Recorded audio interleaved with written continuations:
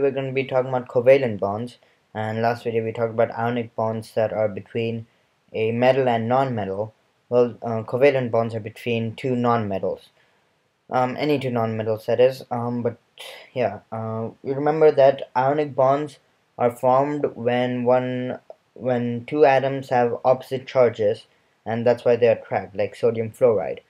But covalent bonds are different. Covalent bonds are formed by sharing electrons, and I'm going to show you that right now. But first we're going to take a look at example of a very common covalent bond, which is H2O. Whoops, stroke 10. H2O. H2O. H2O, as you may already know, it's water, but if you didn't, here it is. It's water. And I'm going to be talking about how it creates bonds. So we learned from the last video that every atom wants to get a full outer shell. But if a non-metal can't find a metal to bond with, it'll have to do with a non-metal. So we have hydrogen, which has one electron shell, and it has one electron in its most outer shell. And we have oxygen that has two electronic shells, and it has 6 electrons in its most outer shell. So let's draw I'm going to be drawing the basic structure of H2O. Then I'm only going to be drawing the most outer shell for oxygen because it's easier to show it that way. So oxygen, and let me draw it a bit bigger, otherwise it will be a bit annoying. So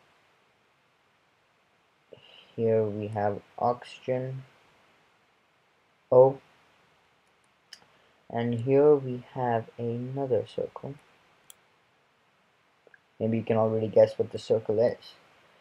And here we have another circle, H, and these both circles are hydrogen atoms, and we know that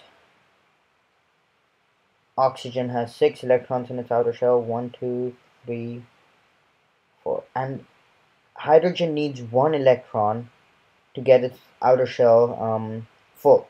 So oxygen shares the electron with hydrogen, so it's used by oxygen and hydrogen. And in contrast, hydrogen shares its only electron with oxygen.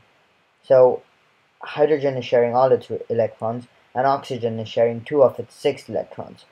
So once hydrogen shares this electron and it gets a shared electron from oxygen, it has a total of 2 electrons, which makes up its outer shell. And same with other hydrogen. While oxygen, it gets 2 electrons from the 2 hydrogens, so it has its full outer shell. But the problem with this is that the more electrons that are shared between these two, the weaker the whole formation or compound gets. But in this case, H2O is quite strong. Another thing we need to take under consideration is the melting points and boiling points and the characteristics of ionic and covalent substances. So ionic substances have really high melting points. So last time we learned about sodium fluoride, which is salt, by the way, and salt melts at quite high temperatures, but it can be sodium fluoride, and that's salt, and it melts at quite high temperatures. I'm not sure what temperature, but it melts at high temperatures, while covalent bonds they melt at quite low temperatures, like water. It needs to be you need to take it to not negative 0 degrees in order for it to freeze. So water is liquid at room temperature, as we know, but sodium fluoride is not.